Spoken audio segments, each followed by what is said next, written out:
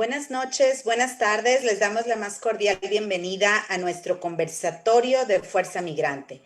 El día de hoy le corresponde a la Comisión de Medio Ambiente y Turismo presentarnos el tema Desafíos del Medio Ambiente, Turismo y Migración. Y es un gusto estar el día de hoy con Alejandro Huth, quien actualmente es el director de Alianza de Visit México y fue director comercial de Pericos de Puebla y expresidente de la Liga Mexicana de Béisbol, entre otros. Alejandro, ¿cómo estás el día de hoy? Hola Paloma, gusto en saludarte. Buenas tardes a todos los que nos siguen a través de las redes sociales, a todos los miembros de Fuerza Migrante, y es un honor estar contigo hoy en este conversatorio con dos temas tan importantes para nuestro país, para los dos Méxicos, como es el tema del medio ambiente y el tema del turismo. Y bueno, ni qué hablar de tu trayectoria, ¿no? Más de 25 años en la industria aérea, con mucha experiencia, actualmente gerente de ventas regionales de Interjet para Estados Unidos y Canadá, graduada de Derecho de la Universidad Autónoma de Nuevo León, con mucha experiencia en la industria aérea, y encantado de compartir hoy este conversatorio contigo, y encantados de toda la información y toda la experiencia que los panelistas van a poder compartir con nosotros y toda la audiencia. Así es, tenemos una agenda excepcional el día de hoy y vamos a cederle la palabra a don Jaime Lucero. Él es el presidente de Fuerza Migrante y nos tiene una noticia muy importante el día de hoy. ¿Qué nos cuenta el día de hoy, don Jaime?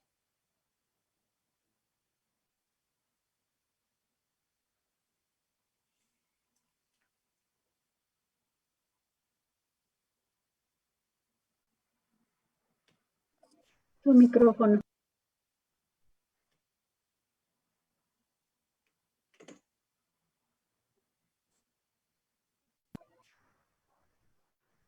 El micrófono, don Jaime.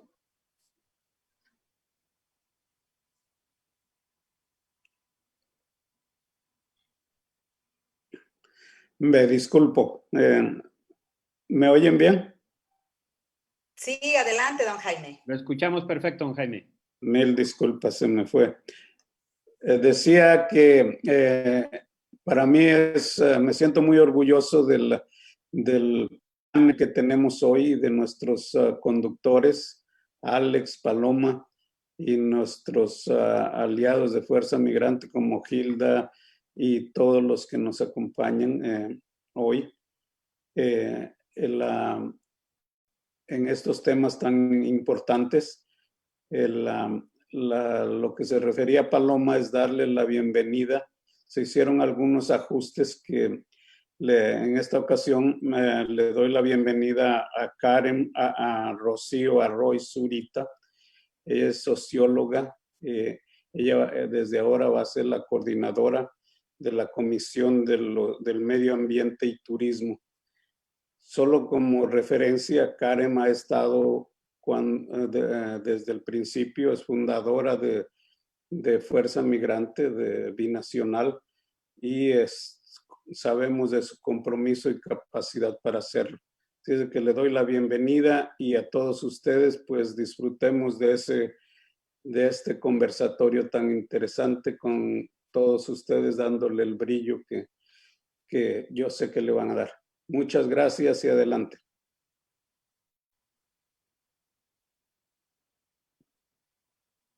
Muchas gracias, don Jaime. Pues adelante, Alejandro. A ver, preséntanos a Karen y cuéntanos qué nos tiene preparado Karen para hoy. Adelante, Karen, pues con una encomienda muy importante en esta Comisión de Medio Ambiente y Turismo. Encantados de poder escuchar tu mensaje, Karen. Adelante. Así es, pues les saludo con mucho afecto a todos los presentes. Pues me estreno en grande con este conversatorio como coordinadora de esta comisión, y en especial pues sí agradezco la confianza e invitación por parte de don Jaime Lucero. Es un honor, es un verdadero honor. Y bueno, un honor porque creo en el proyecto Fuerza Migrante. Creo en la construcción de agendas de los temas sensibles y esenciales que se están manejando, y que son totalmente empáticos a la realidad que vivimos como sociedad.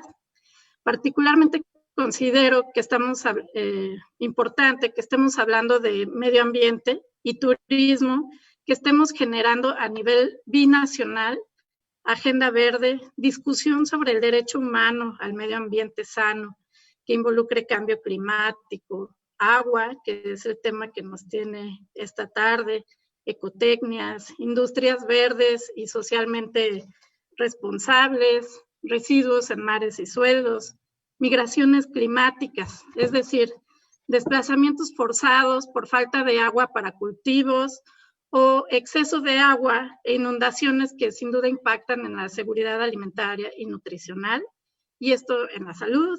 Y así como fichas de dominó se van vulnerando y cayendo otros derechos si el medio ambiente nos falla. Estamos dialogando sobre los temas grandes, involucrando a todos los actores sociales a nivel binacional, desde el activismo, la administración pública y la academia. Estamos hablando de problemáticas, pero también de acciones encaminadas a solucionar. Vinculamos también el tema del medio ambiente con el turismo porque estamos convencidos de que es un binomio que detona el desarrollo social, siempre y cuando sea amigable, sustentable y responsable. Este tipo de turismo impulsa economías en el plano local y comunitario, nos da proyección con turistas de todo el mundo, fomenta que las y los migrantes miren a México como destino vacacional y se fortalezca nuestra identidad y sentido de arraigo. Que se abran nuevas rutas para ser visitadas. México es mucho más que playas y grandes resorts. No es poca cosa lo que a esta comisión le toca hacer, pero se están creando los caminos y las alianzas adecuadas. Y pues yo agradezco mucho este espacio de tan amplias posibilidades, donde convergen sueños y anhelos de muchos. Muchas gracias. Muchas gracias, Karen. Pues comenzamos con la agenda del día.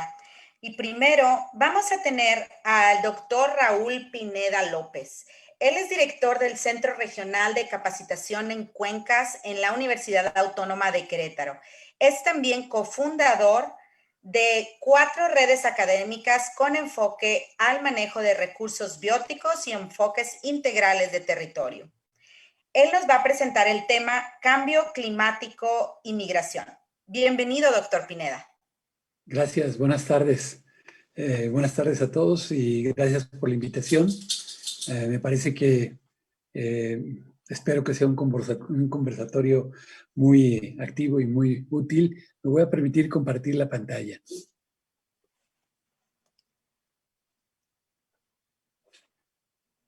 Creo que si me dan la posibilidad de compartir la pantalla,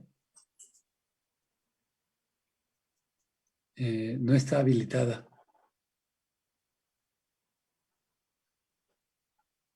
Ya.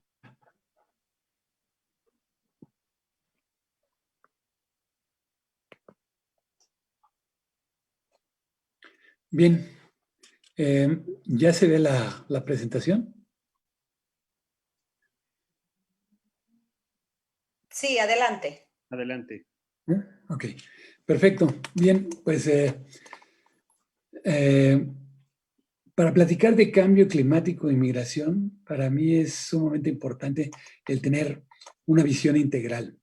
¿Por qué? Porque parecen ser 2 temas aislados, pero tienen mucho que ver. Nos adelantaba un poco Karen al mencionarnos precisamente de esas migraciones debidas a cambio climático.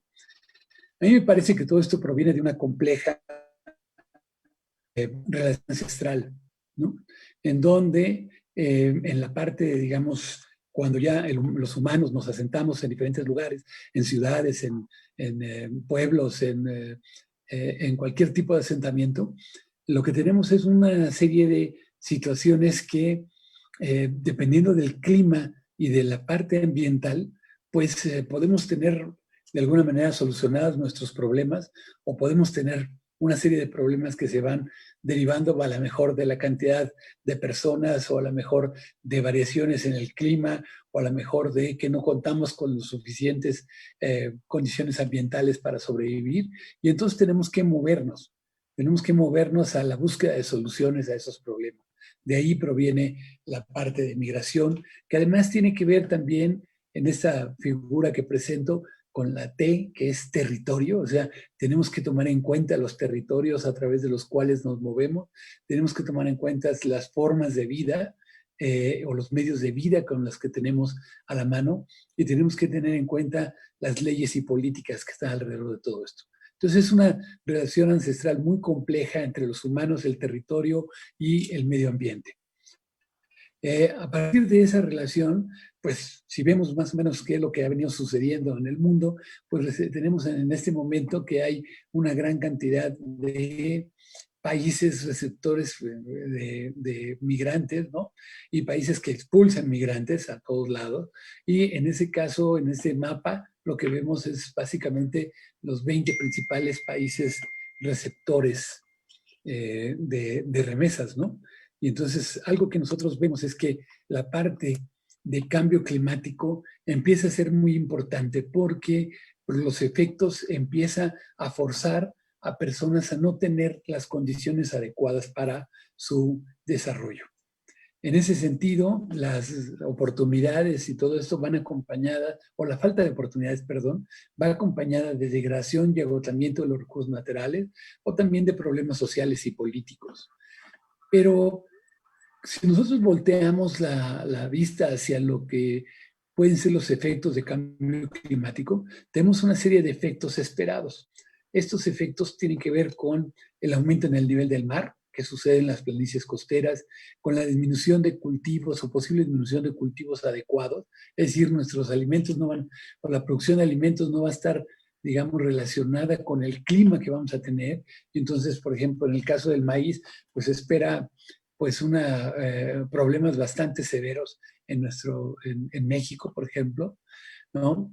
No solamente en México, también en Centroamérica. Y también tenemos, por ejemplo, que vamos a tener en México un país más seco, con sequías cada vez más frecuentes, ¿no? Por un lado. Y por otro lado, vamos a tener inundaciones y tormentas severas. Es decir, vamos a tener a lo mejor, en lugar de tener un clima más estable, un clima muy variable en el cual tenemos tormentas que causan inundaciones, pero al mismo tiempo tenemos largos periodos de sequía, ¿no? Y obviamente una pérdida de la biodiversidad con la reducción de la cobertura de la vegetación en todo el planeta, pero muy particularmente en México tenemos lugares como el Pacífico de México que va a ser muy afectado, ¿no? Por el tipo de selva que tiene, y hay afectación a fauna o colapso en pesquerías, etcétera. Entonces tenemos toda una serie de efectos múltiples que tenemos que tener en cuenta y que de alguna manera, en términos de ese efecto de la migración climatizante o la migración debida a efectos del cambio climático, pues tenemos una serie de posibles soluciones, ¿no? Una serie de posibles soluciones como pueden ser minimizar los factores adversos. ¿Para qué? Para lograr que las personas permanezcan y se adapten en su lugar de origen. Contar con más datos para la toma de decisiones. Realmente hay una gran cantidad de investigación en términos de cambio climático, pero la relación entre cambio climático y la gente, todavía falta mucho que investigar y necesitamos contar con más datos para tomar las decisiones. En particular, esa parte de la migración debida a cuestiones de cambio climático tiene que tener mucho más información, ¿no? También, en algunos casos, debido a se está viendo en varios países que la gente retorna a su país porque en el país al que emigró, pues hay peores condiciones por alguna situación en cambio climático, y entonces hay que mejorar las condiciones para el regreso, ¿no? Y finalmente, pues la otra situación que se tiene que vislumbrar es atender a los migrantes en su nuevo asentamiento. Este es un modelo del Centro Regional de Capacitación en Cuencas. Nosotros nos dedicamos a cuencas y a partir de ese modelo de cuencas hidrográficas, nosotros tenemos un modelo que le llamamos una etnocuenca, es decir, el lugar físico en el cual habitan una serie de personas, pero ese lugar físico conduce el agua. Entonces tenemos procesos de rehabilitación de la cuenca, es decir, cómo cuidamos nuestro ambiente. Tenemos procesos de manejo del conocimiento en donde proponemos modelos de transdisciplina, o sea, modelos en los cuales se conjuga el conocimiento tradicional con el conocimiento científico, y eso nos debe de llevar a mejorar recursos naturales, procurando seguridad hidroalimentaria, económica y mejorando nuestra huella ecológica. Y esto, por ejemplo, este es un ejemplo de Guanajuato, de Mesa Escalante, en donde la gente hizo toda una línea de tiempo para saber cómo había cambiado el clima y entonces cómo se habían adaptado ellos o qué estaban haciendo para poder adaptarse. Eso necesitamos hacerlo en muchos lugares, en muchas comunidades y sobre todo en aquellas que están bajo cierta presión de cambio climático. Pero esas comunidades, o sea, una vez que se trabaja con ellas, por ejemplo, se hacen una serie de medidas en donde las personas son capaces de responder, aprender, actuar y cambiar en su entorno, de tal manera que, por ejemplo, aquí don Ángel Padrón y don Moisés Sánchez, ellos viven en una comunidad en la que antes todo el mundo migraba, y ahora casi nadie migra. ¿Por qué? Porque ahora son buenos ganaderos que se dedicaron a hacer una ganadería holística, extensiva, que cuida el medio ambiente, ¿no? Y esa es una de sus opiniones. Con todos los trabajos que hicimos, volvimos a hacer nacer el agua, ¿no? Entonces necesitamos ir replicando todos estos buenos prácticas y estos buenos proyectos en donde podemos trabajarlo. Y bueno, ¿qué tiene que ver esto con turismo? Yo creo que esta parte de cambio climático, cuencas y desigualdad social y turismo están muy relacionados. Ese es un pequeño ejemplo. Es la cuenca del río Copalita en Huatulco, Oaxaca. La parte alta de la cuenca, que es lo más café, es donde se lleva a cabo la captura de agua, pero hay una gran pobreza y una gran migración. Sin embargo, esta cuenca es capaz de producir 900 millones de metros cúbicos, de los cuales una buena cantidad se utiliza en un gran desarrollo turístico que es Bahías de Huatulco, ¿sí?, en donde también está sufriendo una inmigración de gente de muchos lugares y hay un alto consumo de agua. Entonces tenemos que de la parte alta de la cuenca hacia la parte baja hay una serie de servicios ecosistémicos entre los cuales está el agua y que es muy importante. Allá arriba, en donde está la pobreza, se produce el agua. Y necesitamos cuidar esos bosques, cuidar esa tierra, cuidar el agua, de tal manera que eso pueda dar, digamos, certeza al desarrollo turístico que está en la parte baja de la cuenca, ya en el mar, ¿no? Entonces, a mí me parece que esto tiene mucho que ver con grupos originarios que emigran a Estados Unidos, pero que migran por falta de oportunidades. Si podemos crear aquí una oportunidad más equitativa entre la parte baja de la cuenca y la parte alta, creo que podríamos desarrollar sistemas en los cuales nuestro turismo se vería beneficiado y podríamos de alguna manera tener un sistema de menor migración debido a esas condiciones de cambio climático, ¿no? Y bueno, en ese sentido, algo que es muy importante es la participación de las personas, porque las personas son las que tienen que decidir qué es lo que tenemos que hacer. Y tenemos que trabajarlo en conjunto con investigadores, con la parte científica, de tal manera que podamos tener a través de los políticos y de los empresarios ejemplos donde podamos trabajar de manera sustentable una relación adecuada entre turismo y medio ambiente. Muchas gracias por su atención. Muchas gracias a usted, doctor Pineda. Excelente ponencia. Y agradecemos a toda nuestra audiencia que vayan preparando sus preguntas. Acuérdense que la intención de este conversatorio es realmente conversar, es realmente saber en qué están interesados, qué dudas les quedaron del tema, y estamos que nuestros ponentes van a estar muy contentos de dar. Adelante, Alejandro. Muchas gracias, Paloma. Y ahora nuestro siguiente ponente, el doctor Gonzalo Hachkuri, especialista en agua transfronteriza, profesor investigador en el Colegio de Geografía de la UNAM. Es el autor de una docena de trabajos de investigación, los cuales han sido publicados en diferentes revistas nacionales e internacionales, libros y capítulos de muchos libros. El doctor Gonzalo Hachkuri nos acompaña hoy para abordar el tema de la disponibilidad de agua en México y Estados Unidos. Adelante, doctor. Hola, ¿qué tal? Buenas tardes. Muchas gracias por la invitación. Me da mucho gusto poder estar aquí con ustedes.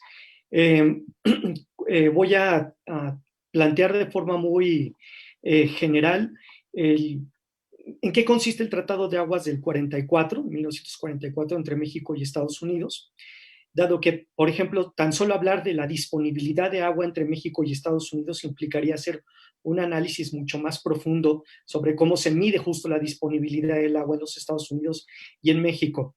Y eso me llevaría más tiempo, entonces decidí enfocarme ahora solo en el Tratado del 44. Voy a compartir entonces mi pantalla para que... Creo que ya se ve. Sí, perfecto. Bueno, muy bien.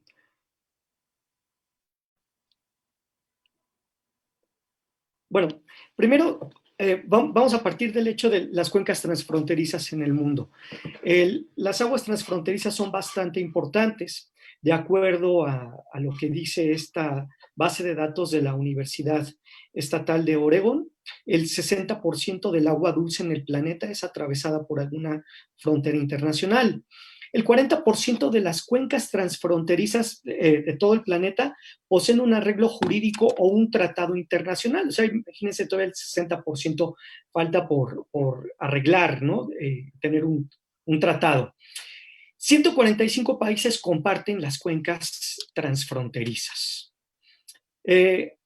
Esto entonces también me lleva a decir cómo es la distribución natural del agua. Esto es bastante importante también. Hay una como idea vaga en la percepción común de los ciudadanos, no queda bastante claro.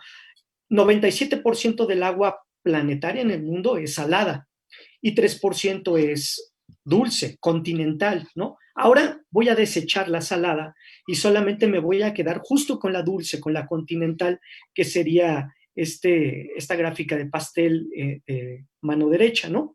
Y que hace referencia a la tabla de aquí abajo. ¿Cómo está distribuida el agua dulce continental?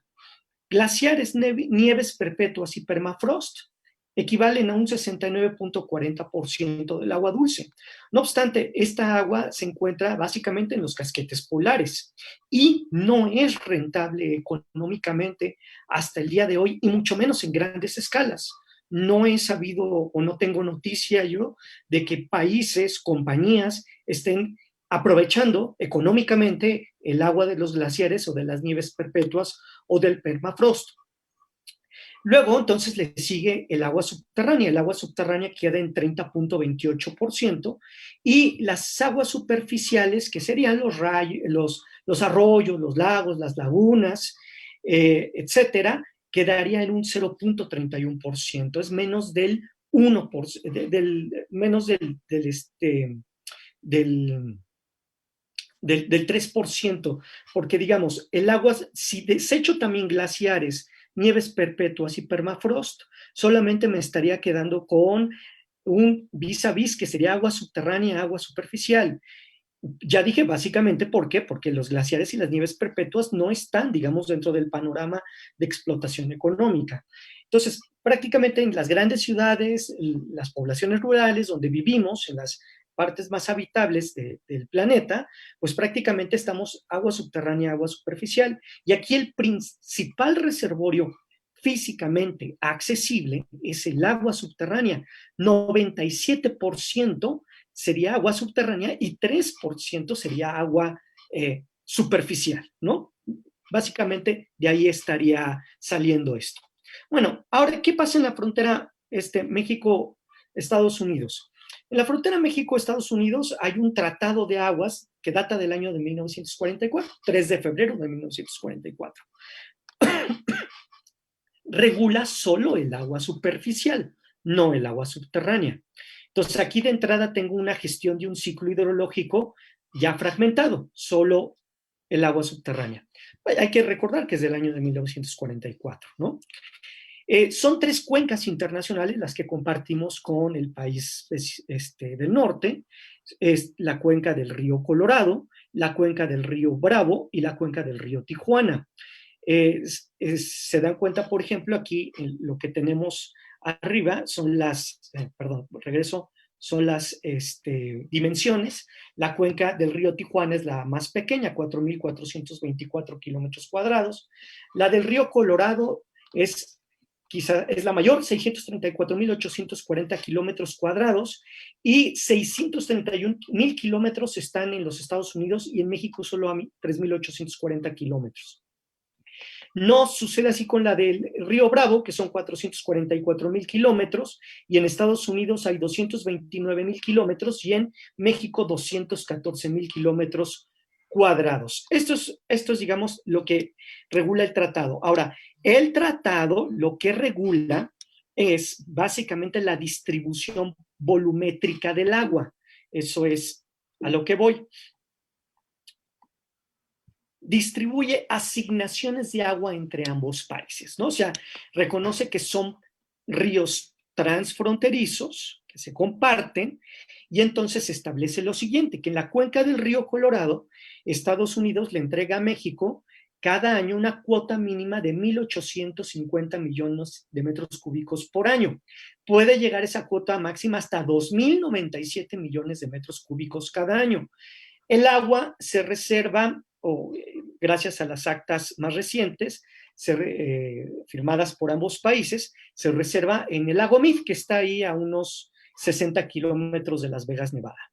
Luego, en la cuenca del río Bravo, tenemos 2 convenios, por así decirlo. El primero es el Tratado de Aguas para el Valle de Juárez de 1906. Ahí, Estados Unidos le entrega a México, en la sequía de Ciudad Juárez, todos los años, 74 millones de metros cúbicos al año. No obstante, ya con el Tratado de Aguas del 44, quedó que México, digamos, de Fort Kidman al Golfo de México, porque solamente es acá arriba, en Valle de Juárez, el de 1906, quiero que quede claro eso. Entonces, México le entrega a Estados Unidos 431.7 millones de metros cúbicos por año, mínimos.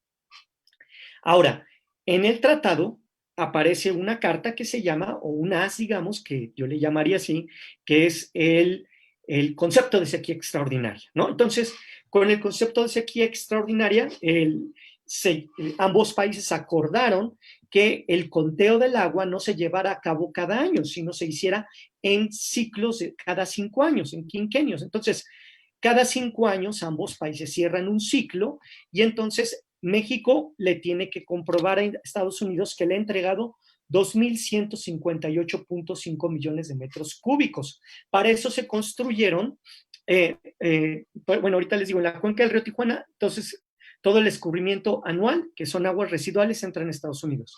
Regreso entonces. Aquí está lo de Fort Kidman hasta el Golfo de México en este mapa. Entonces, para eso se construyeron 2 presas internacionales. Aquí está la Amistad y la presa Falcón. Aquí es, digamos, donde vamos a imaginar que es como un banco. Ahí es donde el dinero, que en este caso sería el agua se junta, el agua que ha escurrido del río Bravo, y ahí es donde se hace la contabilidad final después del 25 de octubre de cada 5 años. Entonces, este año, por ejemplo, se cierra el ciclo número 35, y para los primeros días de noviembre, las autoridades, que en este caso es la Comisión Internacional de Límites de Aguas entre México y Estados Unidos, ambas secciones, harán la contabilidad de cuánta agua han entregado México, en este caso, que es como el caso más polémico en este momento, ¿no? La designación de los porcentajes según el informe técnico para la asignación, ¿no? En el Tratado del 44 queda así. Son del río Conchos, escurriría el 54% para la cantidad que ya mencioné. Arroyo Las Vacas, río San Diego, río San Rodrigo y río Escondido asignan otro 20%, el río Salado 26%, para sumar los 431.7 millones de metros cúbicos anuales, que hace el 100%, es decir, de esos ríos sale la cantidad necesaria para pagar el agua a los Estados Unidos. Quiero enfatizar que solamente es de todo el escurrimiento 1/3, es decir, de esta manera quedarían aquí las cantidades. Voy a adelantarme más aquí porque ya se me está acabando el tiempo. Los volúmenes que se generan, de acuerdo al tratado, es México aporta 2.894 millones de metros cúbicos, 58%, Estados Unidos 2.059, el 42%, en total 4.953, que hace un 100%. Vean, Estados Unidos aporta 1.192 con los ríos Pecos, Devils, el manantial Goldenough, Arroyos Terlingua, Alamito, San Felipe y Pinta. Inclusive hay ríos no aforados, se estima que aportan 867, que es el 2.059 millones de metros cúbicos. Bueno, ya casi termino. Entonces, en el acta 234, que es una adenda al tratado del 44, dice que en caso de que haya un faltante en un ciclo de 5 años consecutivos en el volumen mínimo de aguas asignado a los Estados Unidos, se puede entregar, se puede pagar en el siguiente quinquenio junto con la cantidad que haga falta, ¿no? Entonces, aquí podemos ver que han habido, adelantar más, han habido los últimos ciclos, años en los que inclusive se ha pagado antes de los 5 años la cantidad que se le tiene que entregar a Estados Unidos. En otros no, como por ejemplo la gran sequía que hubo a finales del siglo pasado. En este momento estamos por concluir el ciclo 35 y más o menos en el último, o mejor dicho, en el último comunicado de la Comisión Internacional de Límites de Agua de la sección estadounidense del 7 de julio del 2020, decía que todavía México restaba por pagar 514 millones de metros cúbicos hasta antes de finales de octubre de este año. Entonces, más o menos así van las cuentas y bueno, es un tema bastante candente en este momento y lo podemos discutir en las preguntas porque ya no hay más tiempo. Muchas gracias. Muchísimas gracias, doctor Gonzalo Hatch. ¿Y qué tan importante será este tema que puede incidir en inversiones económicas como el caso que vivimos hace unos meses de la empresa Constellation Brands en Mexicali, Baja California, con el tema del agua en una inversión de $1,400 millones? Así de relevante es este tema del manejo del agua. Adelante, Paloma. Gracias, Alex. Ahora vamos a conversar sobre turismo. Tenemos con nosotros y toca el turno a Juan Carlos López. Él es director general de En Route Communications, es experto en la industria turística con más de 15 años de experiencia. Trabajó también en el Consejo de Promoción Turística de México en Nueva York, así como en prominentes agencias de representación turística en el área de Manhattan. ¿Cómo estás el día de hoy, Juan Carlos? Bienvenido. Hola, Paloma, qué gusto saludarlos a todos, a ti y a todo tu auditorio. Muchas gracias por la invitación. A ver, cuéntanos, ¿cuál es el tema de hoy? El tema de hoy es estrategias de promoción turística frente a la nueva realidad que es el COVID-19. Es un tema complicado, complejo, pero que poco a poco vamos caminando como país y como destino. Adelante, comenzamos. Si me pudieran ayudar a Hilda a poner la presentación, o si gustan la pongo de este lado, pero me parece que le iban a poner ustedes.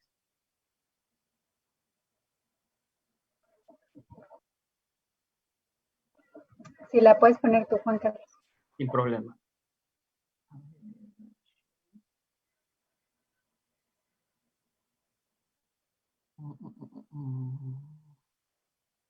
Uy, perdón.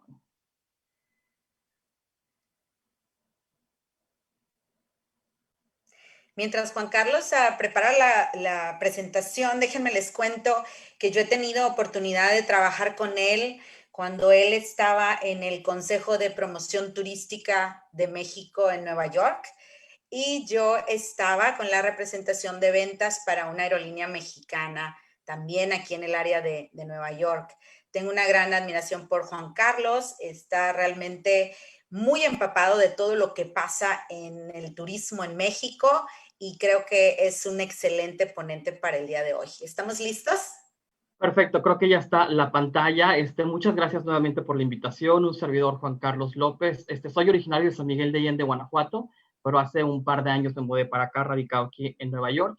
Y nos hemos dedicado particularmente en Root Communication, hace 7 años que fundé la empresa, a la representación de marcas y destinos turísticos de Latinoamérica, particularmente para Estados Unidos, Canadá y México.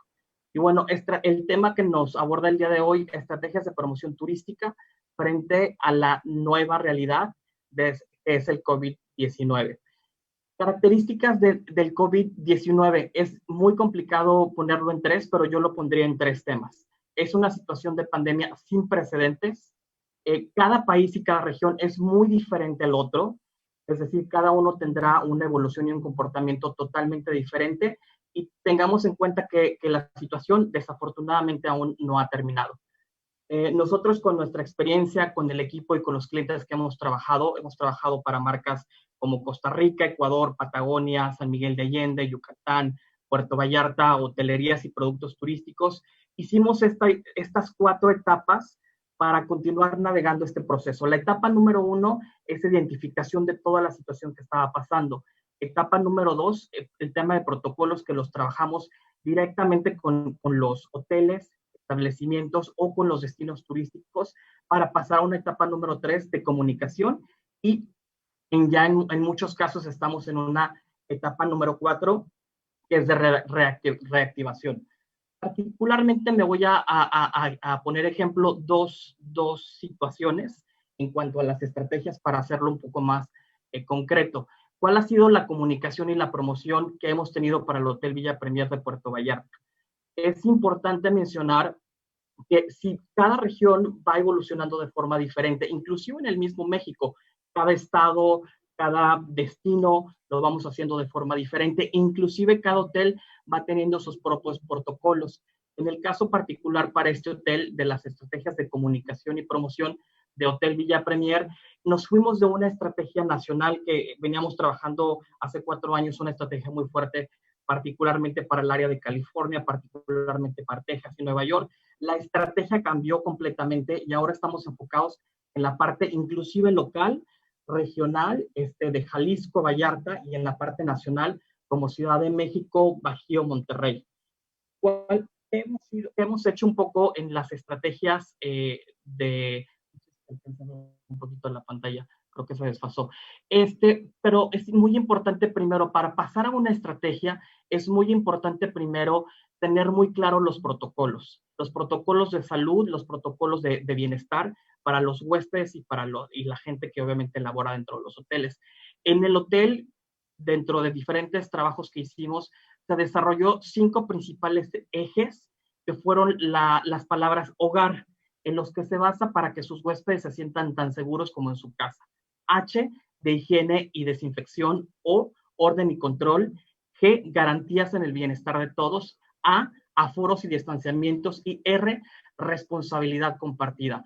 Una vez que tuvimos hogar, que fue la parte y los 5 ejes principales, tanto para la gente del hotel como para nuestros huéspedes, pasamos a las estrategias. Y dentro de estas estrategias hemos trabajado mucho la cobertura de tipo editorial, sobre todo en la parte regional, para promocionar al hotel como tal. Y lo que obviamente ha crecido y ha sido una tendencia en los últimos años, el trabajo de influencers. El trabajo de influencer ha creado cada vez más un impacto y una comunicación mucho más fuerte en cómo consumimos la información. Entonces, parte de las estrategias es obviamente un trabajo muy, muy fuerte en contenidos editoriales y en trabajos con influencers, que inclusive influencers, hemos trabajado mucho con influencers locales de Puerto Vallarta para que vayan al hotel y tengan como el Day Pass, que se le denomina, y después unos regionales, unos más nacionales. Tuvimos a la presencia de Luisito Comunica, tuvimos otras presencia de influencers del área de California.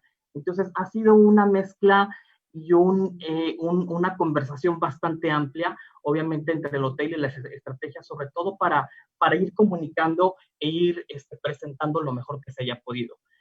Otro ejemplo muy claro en cuanto a la estrategia de promoción y comunicación para un destino que hemos trabajado para el destino San Miguel de Allende en los últimos años para Estados Unidos y Canadá. Hay una parte regional y nacional y posteriormente nos pasamos a la de Estados Unidos y Canadá. Particularmente me voy a dirigir a la estrategia que hemos tenido para Estados Unidos y Canadá.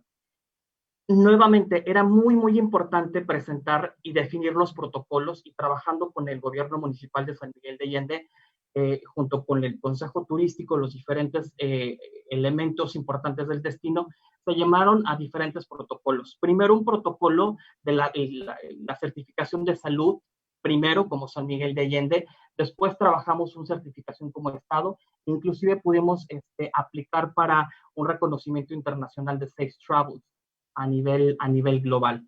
Y básicamente hubo un periodo de pausa en San Miguel de Allende, pero a partir del 2 de julio trabajamos las certificaciones, el 25 de mayo trabajamos la certificación de salud primero. Actualmente, el 15 de julio pasado, el destino se abrió ya para visitantes porque estaba completamente cerrado. Se hicieron inclusive en las entradas del destino, en las diferentes entradas, en la carretera de Querétaro, en la carretera de Celaya, en la carretera de Lorenzo Hidalgo, se pusieron filtros para que obviamente pudiéramos tener un mejor control de la gente que entraba y salía. Actualmente, el 15 de julio se tuvo la apertura y ahorita se tiene permitido un evento hasta máximo 60 personas y empezamos con una reapertura del destino como tal del 30% y al día de hoy tenemos el 50% en los establecimientos de hospedaje. Ahora, una vez definido los protocolos, que obviamente no fue nada fácil definir los protocolos de todo un destino, porque lo más importante era obviamente cuidar a la ciudadanía, pero también buscar reactivar esta turística que es muy importante para nosotros. Nos dimos a la tarea de una nueva estrategia y de una estrategia de promoción. El destino tiene que seguir promoviéndose. No, si bien estuvimos en pausa un par de meses y nuestra estrategia inicial del 2020 era totalmente diferente, no podíamos quedarnos en pausa por todo el tiempo. Una vez definidos los protocolos, se tuvieron diferentes elementos para poder continuar con la promoción de los destinos. No podríamos no dejar de seguir promoviendo, no podríamos no dejar de seguir comunicando lo que pasaba y cómo lo veníamos haciendo como destino. El día, les comparto, esto es parte de las estrategias que como destino hicimos.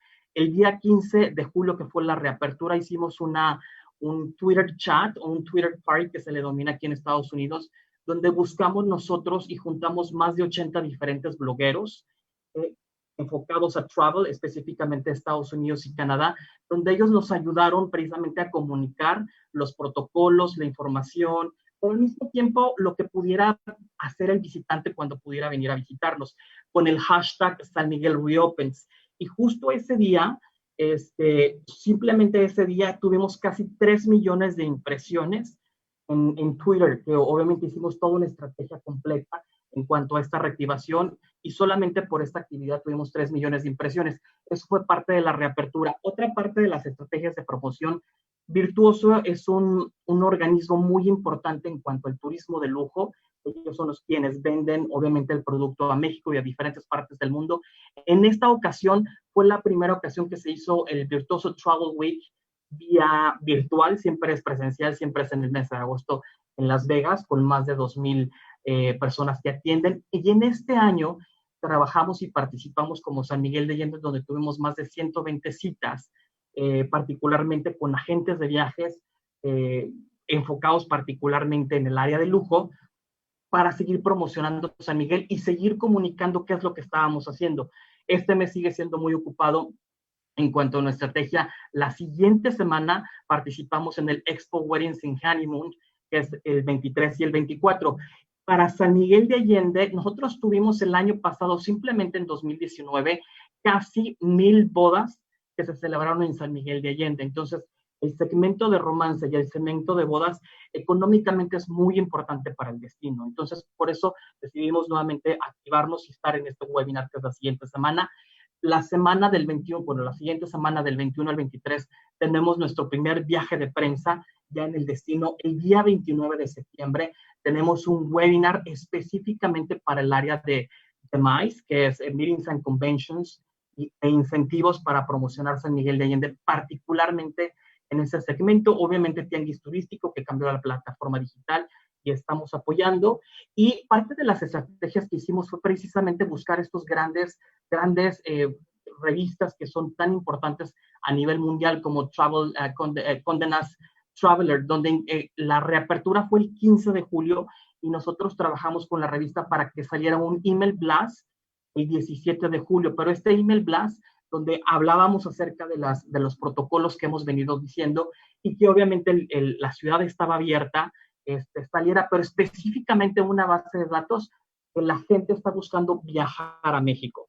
Y hicimos una estrategia de promoción con Condé Nast y posteriormente parte de la que estamos trabajando son con contenidos y cobertura de tipo editorial.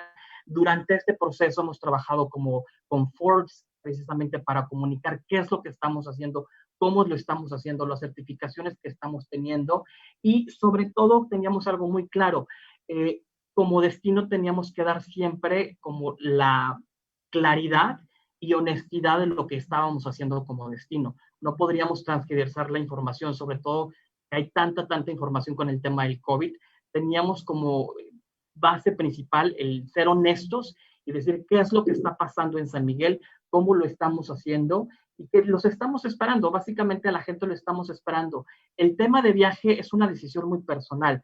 Nosotros no estamos incitando a que la gente o obligando a que la gente vaya. Nosotros estamos creando precisamente ese sueño para cuando tú te sientas y el visitante se sienta listo para visitar, nosotros estamos listos. Entonces, son parte de las estrategias que nosotros hemos aplicado para diferentes tanto destinos como hoteles. Lo más importante, y creo que coincido precisamente con ustedes, el presente y el futuro de la actividad turística tiene que ser un turismo sustentable, un turismo sostenible y un turismo donde realmente seamos mucho más conscientes de la actividad que generamos y ejercemos. Y les agradezco muy nuevamente por la oportunidad en dar estas ideas y casos como muy concretos de lo que hemos hecho para promoción de tanto un hotel como tanto un destino en Estados Unidos y Canadá. Gracias. Muchas gracias, Juan Carlos. Definitivamente el seguimiento de protocolos, así como la continua promoción, son piezas claves para la reactivación del turismo en México. Te agradecemos mucho tu ponencia y a la audiencia vayan preparando todas sus preguntas que las estamos esperando. ¿Con quién continuamos, Alejandro? Bueno, obviamente el tema es muy relevante para nuestro país, el tema del turismo. Somos una potencia, considerado así en el mundo, México por la variedad de sus destinos. Esta industria genera más de 4 millones de empleos en el país. Es el tercer ingreso más importante para nuestro país. Y bueno, ahora para continuar con la agenda, darle la palabra a Carlos González, CEO de Visit México, licenciado en Comercio Internacional por el TEC de Monterrey y quien hoy en conjunto con líderes empresariales como Marcos Achar desarrolla el proyecto de promoción y digitalización turística más ambicioso para nuestro país. Y además, bueno, yo me siento honrado de haber empezado a interactuar hace unos meses para lograr una alianza entre Fuerza Migrante y Visit México y desde hace unas semanas formar parte del equipo de trabajo de Visit México como responsable de alianzas. Carlos, bienvenido. Gracias, Alex. Saludos a don Jaime, a todos los panelistas. Qué gusto estar aquí compartiendo con todos ustedes. Y felicidades a Juan Carlos por lo que está haciendo allá en Nueva York, las estrategias. La verdad es que muy bien, Juan Carlos.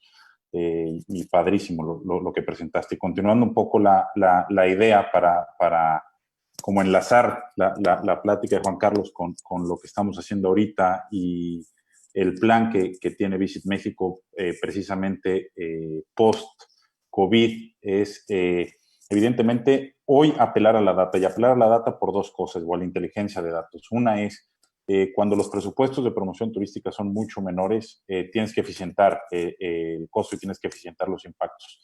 Y esto es lo que podemos hacer y cómo lo podemos hacer es solamente usando tecnología, usando data para poder promover lo que el turista nacional e internacional quiere vivir, las experiencias que quiere, pero también empezar a promover las experiencias que hoy serán importantes para un desarrollo turístico sustentable, sostenible y que promueva la oportunidad y la derrama económica en distintas partes y áreas de México, no solo los grandes polos turísticos que actualmente, evidentemente, esos son muy importantes, seguirán siendo muy importantes, pero es relevante el poder empezar a generar estrategias que promuevan otros destinos turísticos de México, especialmente hoy, derivado de post-COVID, aquellos turísticos en los que puedes llegar vía carretera y que facilitan este tipo de turismo. Entonces, les voy a compartir 3 documentos, me voy a tomar el tiempo dado y lo primero es, ¿de dónde salen hoy las estrategias? Quiero compartirles hoy, tenemos alianzas con empresas relevantes. Hoy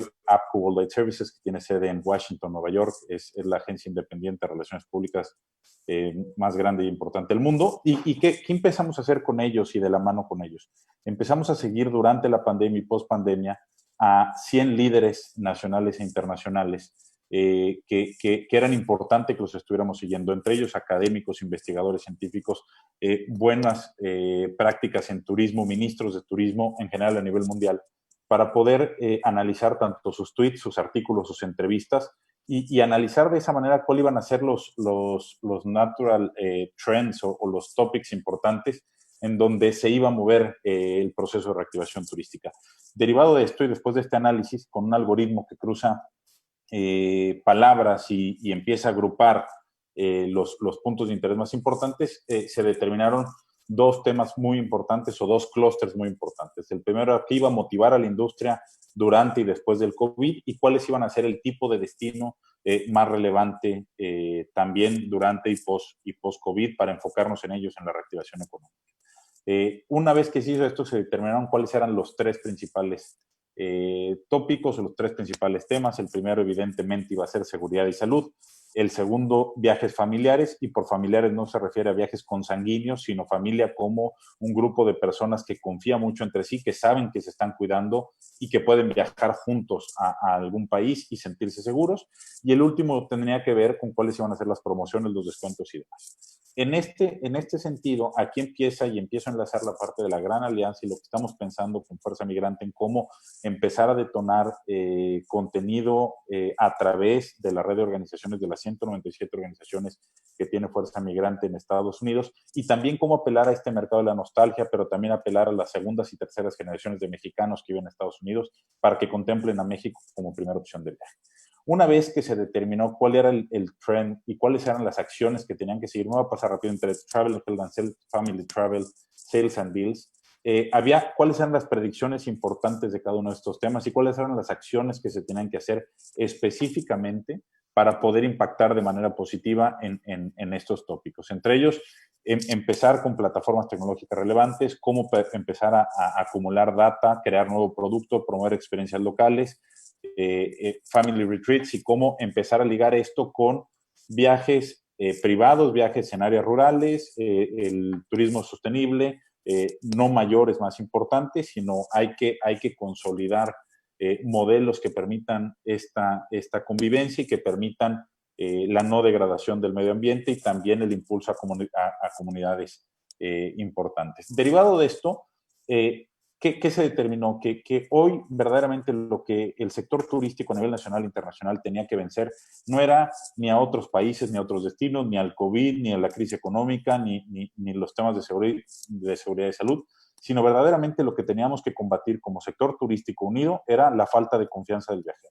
Si nosotros lográbamos y detonábamos la falta de confianza y solucionábamos este tema o dábamos herramientas para que el turismo pudiera empezar a adquirir confianza, el sector económico se iba a empezar a recuperar y se va a empezar a recuperar con naturalidad. Y aquí es donde teníamos que trabajar juntos. Es decir, ya habrá momento para pelear por market share.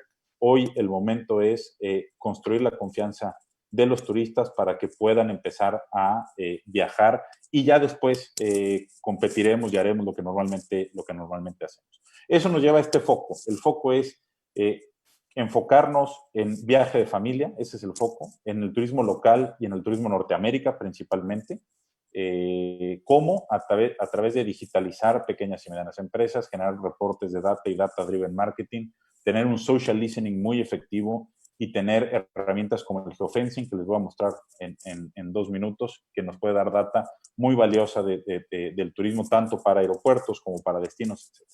¿Qué teníamos que desarrollar? Un turismo sustentable, sostenible, nuevos productos y sobre todo productos carreteros, que aquí enlazamos otra vez el viaje que pueden hacer los mexicanos que viven en Estados Unidos para visitar a sus familias por carretera y cómo enlazar productos seguros a través de Ángeles Verdes, corporaciones en México, para que las rutas de vacaciones carreteras sean seguras y se animen los mexicanos que viven en Estados Unidos a venir a México y a visitar a sus familias en ese momento.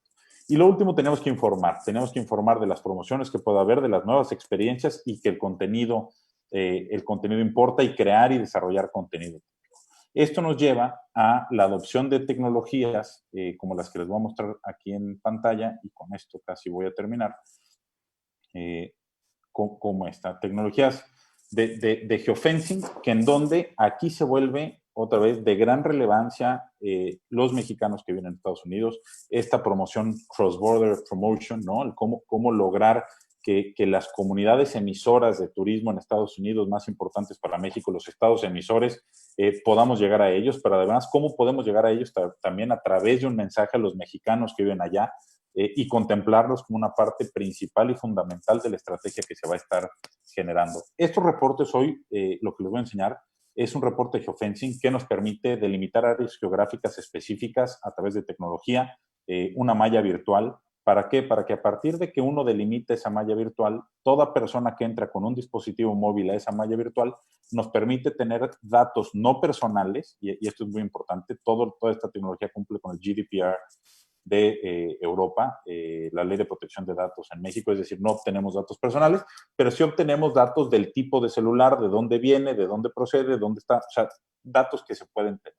Una vez que marcamos el polígono, en este caso le estoy enseñando un reporte muy reciente que es del aeropuerto de Los Cabos, vamos a poder empezar a determinar cuáles son los traffic trends del aeropuerto de Los Cabos en el periodo que seleccionamos. En este caso fue del 1 de agosto del 2019 al 15 de agosto del 2020. Y aquí vemos cómo era el tráfico del aeropuerto de Los Cabos y evidentemente tenemos el pico del COVID, ¿no? Cómo pega, se va básicamente el tráfico a cero y cómo está en franca de recuperación. También nos permite saber qué días de la semana son los días que tiene más tráfico el aeropuerto de Los Cabos, a qué hora tiene más tráfico el aeropuerto, y esto también nos permite enlazar servicios como DMCs, turoperadores, etcétera, para que pueda haber los servicios adecuados en el momento adecuado. También nos da de dónde vienen, cuáles son los visitantes prioritarios o los primordiales en el aeropuerto de Los Cabos. Pues bueno, tenemos que aquí que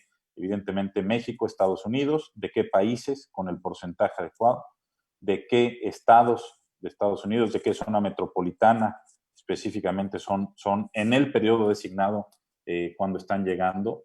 También nos da de dónde vienen, cuál es su punto de origen antes de haber llegado. El sistema nos da 72 horas antes de que llegó a la zona geográfica delimitada, lo que nos permite saber de verdad cuál era su punto de partida antes del viaje, ¿no? Esto es importante porque algunas tecnologías te dan algunas horas antes, 14, 18, 20, y eso no necesariamente te refleja que es el punto de origen del viajero antes de llegar a México. Te da cuáles son los top visitantes, y la parte más importante de esta tecnología es que la base de datos que tenemos o la tecnología cruza la información con el censo de Estados Unidos, cruza la información con el censo de Canadá, derivado del zip code donde estuvo el dispositivo móvil, y entonces sí nos puede dar ya data todavía más precisa, insisto, derivada del cruce de información con las plataformas de Censo Estados Unidos, Censo Canadá, como el income promedio, la edad promedio, la educación, tipo de etnicidad, de dónde viene, etcétera. Y por último también nos da cuáles son los puntos de interés que un turista visita después de llegar al aeropuerto de Los Cabos, JW Marriott, Holiday Inn Express, Hyatt, Avis, Chedraui, Fairfield, y antes de ir al aeropuerto, cuáles son los que visita.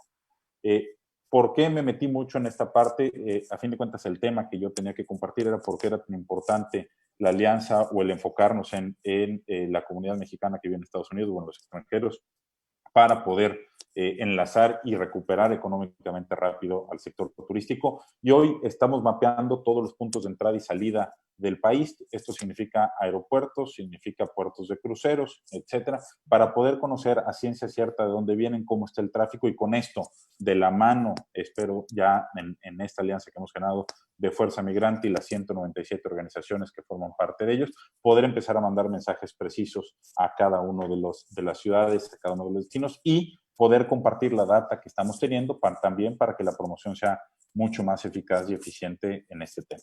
Yo con esto termino, los invitaría a conocer la nueva plataforma de Visit México, que hoy el tema de la plataforma cambia, y les voy a enseñar solamente el home, cambia la lógica. Hoy, como estrella de Visit México son las rutas que comentaba justamente Carlos hace un momento, cómo compartir rutas.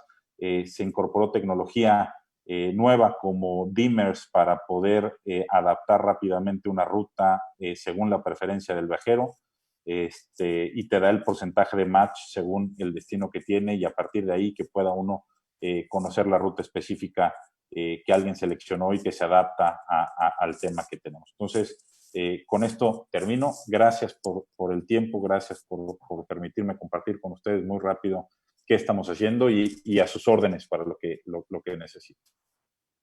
Muchísimas gracias, Carlos. Y como tú decías, la alianza Visit México Fuerza Migrante está en el arranque, y habrá muchas noticias, y seguramente los estaremos visitando muy pronto en Los Ángeles, Nueva York, Chicago, Texas, para poder tener acercamientos y poder provocar mayores visitas de todos nuestros connacionales que viven en Estados Unidos hacia nuestro país. Paloma, después de estos 4 ponencias, toca pasar a la sesión de preguntas y respuestas.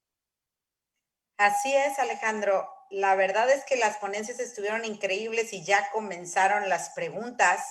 Y la primera que tengo por aquí fue una pregunta en Facebook, y es de parte de Karen Zurita. Esta es referente a el turismo. ¿Cómo armonizar turismo, derrama económica, conservación y no depreciación de espacios naturales? ¿Quién nos ayuda a contestarla?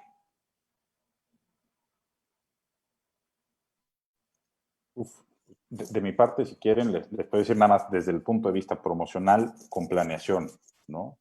Tiene que haber planeación, tiene que haber una política sustentable en la parte turística, y tenemos que entender que no por traer más número de turistas a localidades específicas le estamos haciendo un bien, sino tenemos que meternos a hacer una planeación efectiva, ir de la mano con la academia para poder gestionar esto. Esto es desde la parte promocional, pero creo que Raúl vi que iba a contestar también. Entonces, adelante.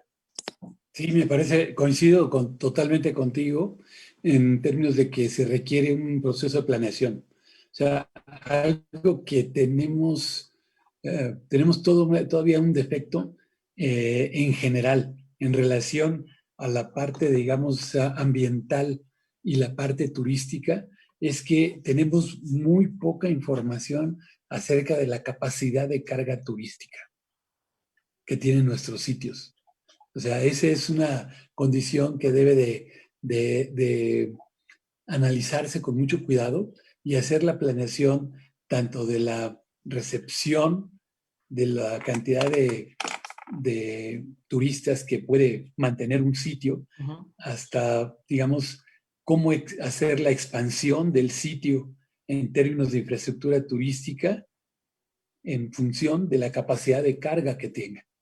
Y la capacidad de carga es sumamente importante, porque si no, de otra forma estamos llevando los mismos problemas que tenemos y que no hemos resuelto en muchas ciudades, tanto de México como de Estados Unidos como de Canadá, y los estamos llevando a los sitios turísticos, haciéndolos parecerse a las ciudades en términos de la problemática ambiental, cuando lo que aspiraríamos sería tener espacios que tienen otra dimensión ambiental, que proporciona una serie de servicios y de beneficios a las personas que les permiten disfrutar de otra manera distinta a la que viven en las ciudades.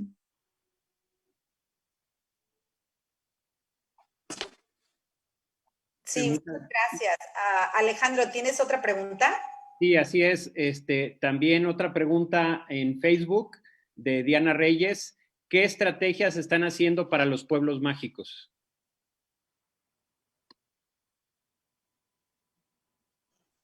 Específicamente, si quieren, específicamente en México, ahorita se está desarrollando primero toda la plataforma, que es contemplar a los pueblos mágicos y las rutas carreteras como un componente principal de la recuperación económica.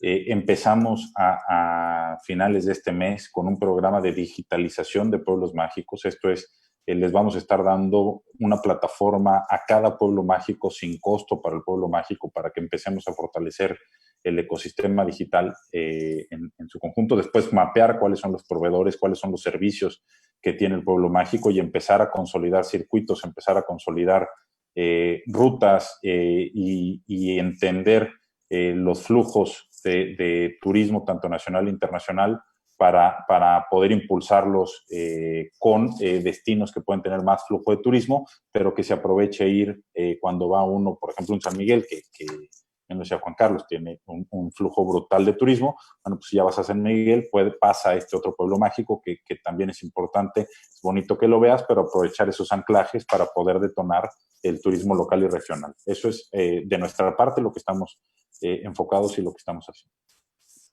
Muchas gracias, Carlos. Paloma, adelante.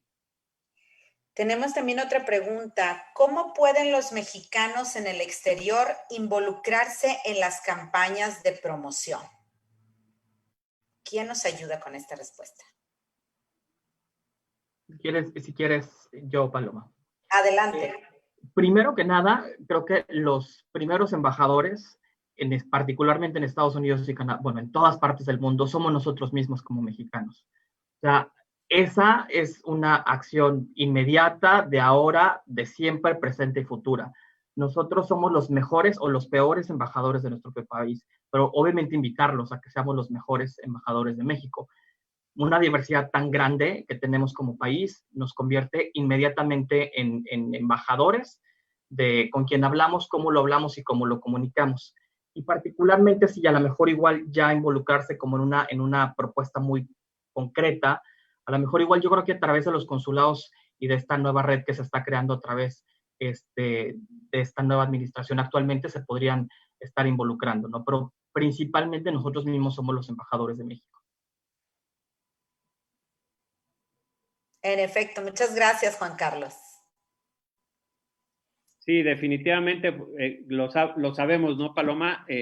Hoy estos embajadores, ¿no?, del país son quienes mandan 36 mil millones de dólares en remesas a nuestro país, que significa el ingreso número 1, y es por eso la importancia de esta estrategia, de esta alianza entre Visit México y Fuerza Migrante, donde veremos acciones novedosas y muy diferentes en los próximos meses de la mano de todas las organizaciones aliadas a Fuerza Migrante. Y vamos a dar paso a la siguiente pregunta. ¿Cuál es el plan para los mexicanos que normalmente viajan a México en diciembre? Seguramente esto tiene que ver también con parte del esfuerzo que hace Fernando Rocha con las caravanas de migrantes tan importantes en el mes de diciembre. Fernando, no sé si quieras darnos algunos detalles de lo que viene en los próximos meses con estas caravanas. Claro que sí, pues muy buenas tardes a todos y a todas. En primer lugar, comentarles que este foro es muy enriquecedor para todos y todas. Y en este sentido, en el mes de diciembre, particularmente, hay un retorno natural, y digo desde hace mucho tiempo, el venir a pasar las fiestas de fin de año y de Navidad con los seres queridos. En este sentido, comentarles que en el mes de junio, julio, que también tenemos una afluencia de migrantes hacia México, no fue significativa la baja, a pesar de que decían que las fronteras estaban cerradas. Llegó mucha gente a muchos destinos, a sus hogares, a visitar a mucha gente aquí a México. Y creo que no va a ser la diferencia este diciembre, donde ya muchos migrantes se aproximan y a preparar sus cosas para poder venir a pasar las fiestas. En este sentido, bueno, estamos trabajando muy fuertemente con las autoridades para que sus viajes, los que lo hagan por tierra, sea seguro, no tengan extorsiones ni por parte de la aduana, ni por parte de autoridades, ni mucho menos de la delincuencia organizada.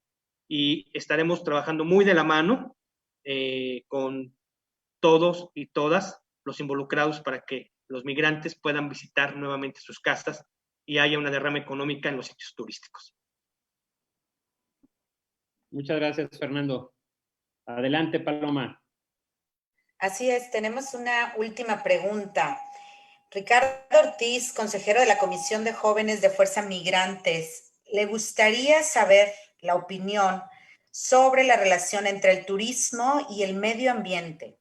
Hay proyectos como el Tren Maya que para algunos y algunas tiene un fuerte impacto ambiental. ¿Van de la mano? ¿Sí les parece que podrían ir de la mano? Sí, me gustaría ahondar un poco allí. A mí me parece que si solo la relación entre turismo y medio ambiente, en función, por ejemplo, del Tren Maya en particular, creo que sería una situación incompleta. A mí me parece que tenemos que analizarlo desde el punto de vista integral. Yo viví en el sureste de México durante 10 años y algo que es, yo sí les puedo decir de primera mano, que una cuestión sumamente importante que siempre han buscado la mayoría de los pueblos del sureste de México es tener una buena comunicación. ¿Sí? ¿Por qué? Porque, mira, la primera vez que yo fui a Tabasco, tuve que pasar como 15 pangas para poder llegar, ¿no? Era una aventura total de 3 días para poder llegar a Villahermosa.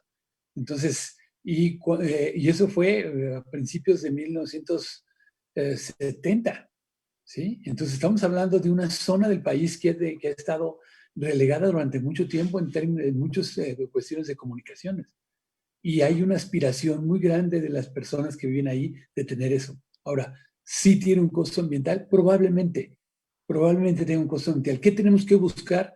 Que tenga el menor costo ambiental y que ese menor costo ambiental además sea compensado de alguna manera como debe de ser con un proyecto de desarrollo de esa naturaleza. Entonces, a mí me parece que el tren es una aspiración del sureste en términos de comunicación y que debiera de pensarse en que sí, puede traer muchísimas cosas con respecto del turismo, pero la parte del impacto ambiental, de hecho, en este momento todavía ni siquiera podemos hablar de qué tan fuerte puede ser el impacto ambiental, porque apenas se están haciendo el impacto ambiental se está haciendo por zonas, por tramos. Y entonces hay varios que están empezando con los tramos, digamos, más fáciles en términos de impacto ambiental, porque se va a construir sobre lo que ya está construido y obviamente eso trae un impacto ambiental muy, muy bajo. Pero lo importante va a ser cuando se haga sobre algunos tramos, que tiene que pasar por algunos tramos en donde puede tener un impacto ambiental importante. Pero ahí es donde tenemos que tener en cuenta, digamos, toda una serie de relaciones alrededor de la parte, no es turismo y ambiente, es turismo, comunicación, desarrollo, ambiente, muchas cosas que van aparejados a eso y en donde tenemos que buscar, sí, un cuidado importante del ambiente, pero también un equilibrio en términos, digamos, del costo ambiental que puede tener un proyecto de esa naturaleza. En proyectos de gran envergadura, se considera que entre el 2 y el 3% del costo del proyecto debe de enfocarse a la parte de la cuestión de conservación, prevención del deterioro, restauración, en fin, todo lo que tiene que ver con el ambiente, ¿no? Y eso es tal vez lo que tenemos que estar pendientes todos de que suceda. Así es, definitivamente el equilibrio en todos estos factores que influyen en esta toma de decisión del Tren Maya es en lo que debemos de cuidar, el equilibrio.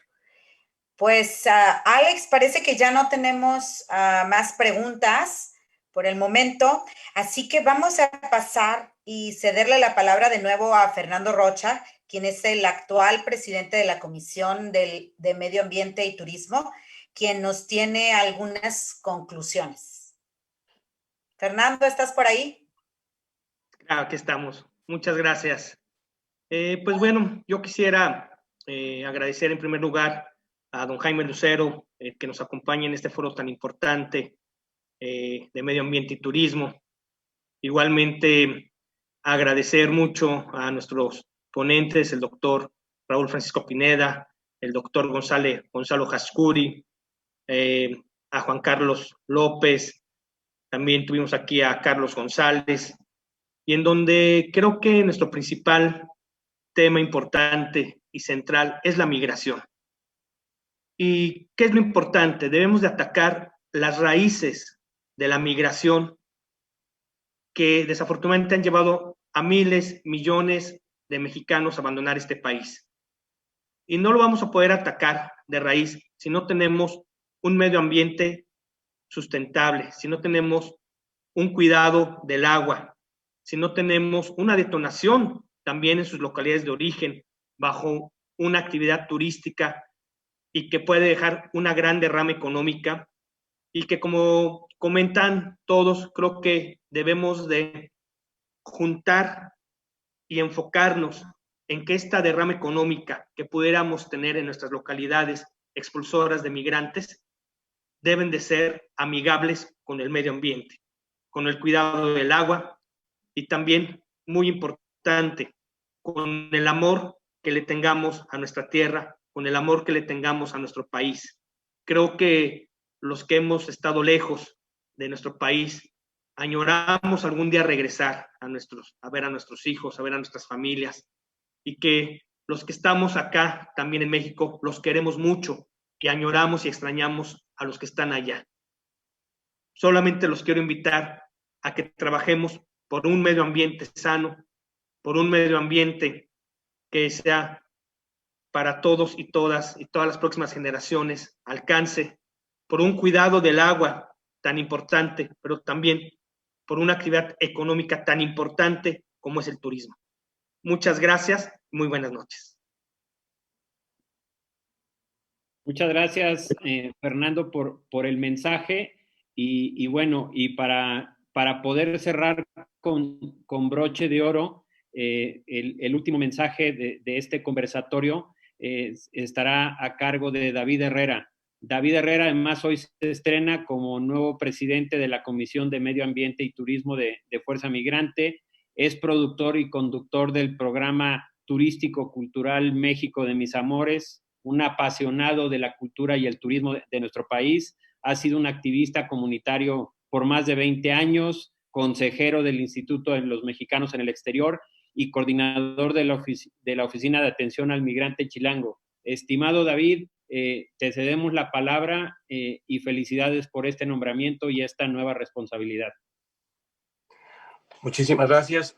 Bueno, primero que nada, una felicitación grande a los panelistas, temas de veras muy puntuales, sus presentaciones con gran profesionalismo. Todos los panelistas, mis felicitaciones. También así al equipo que forma esta comisión de la medio ambiente y turismo, de la cual formo parte y me siento muy orgulloso. Creo que está en muy buenas manos. Tenemos un gran equipo. Y felicidades a ti, Alejandro, por esta nueva posición en Visit México. Creo que podemos lograr muchísimas alianzas bajo la estrategia y el liderazgo de don Jaime Lucero, que también, lógicamente, siempre un abrazo y un agradecimiento por hacerme partícipe de este gran esfuerzo de Fuerza Migrante. Así es que, brevemente, coincido con todo lo que dijo mi querido Fer. no quisiera repetir lo mismo, pero tenemos un potencial enorme con los mexicanos que vivimos en Estados Unidos, con este mercado hispano de 60 millones. Necesitamos trabajar para generar embajadores de buena voluntad, que promovamos México, que promovamos la cultura mexicana, y para eso también hay que mostrársela. Tenemos que seguir produciendo contenido de calidad. Esas rutas que tanto hablaban, hay que mostrarlas, hay que generar un contenido que impacte, que nos dé a conocer las posibilidades por las que podemos movernos en México sanamente, higiénicamente, ahora con esta cuestión del COVID, y muy en especial cuidando el medio ambiente, siempre haciendo conciencia de que el turista lo único que se tiene que llevar son los recuerdos en el alma, no dejar ni llevarse nada de los lugares. Así es que muchas felicitaciones en esta nueva etapa. Me siento muy orgulloso, muy complacido de trabajar con este gran equipo y esperemos que nos veamos muy pronto por allí en la Ciudad de México, ya que tengo planeado un viaje ahora a principios de octubre para ir a filmar esas rutas que comentan. Muchas felicidades. Buenas tardes. Muchísimas gracias, David. Paloma, adelante. Pues nos despedimos, agradecemos a todos los panelistas, a todos los miembros de Fuerza Migrante y toda la audiencia que nos está siguiendo en el Facebook Live, que está participando en este Zoom. La verdad, gracias, don Jaime, gracias por esta gran unión que ha logrado y estos grandes temas de conversatorio que tenemos. Gracias a todos ustedes y de verdad nos damos cuenta que invirtiendo todas las capacidades de nosotros podemos hacer esto posible. Así es de que gracias, muy interesante el conversatorio y a trabajar duro. Que la pasen bien. Hasta luego. Buenas tardes a todos. Gracias, buenas tardes. Gracias a todos. Hasta pronto.